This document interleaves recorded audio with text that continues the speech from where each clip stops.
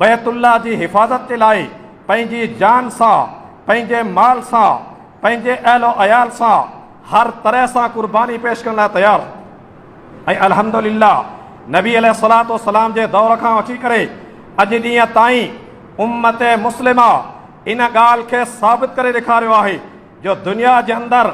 जॾहिं के दुश्मन शआइरुल्लाह जे ख़िलाफ़ का मामूली साज़िश सोची आहे त मुस्लमान सभु गॾु थी करे हिकु सीअ पलटायल दीवार वांगुरु बणिजी करे उन फितने खे ख़तमु कनि था, उन जो मुक़ाबिलो कनि था।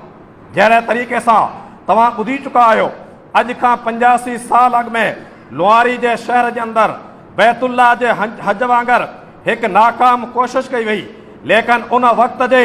मर्द मुजाहिद मौलाना हाजी अहमद मल्ला रहमहुल्लाह पंहिंजे साथियुनि सां गॾिजी करे उन फितने खे जड़ खां ख़तमु कयो आहे।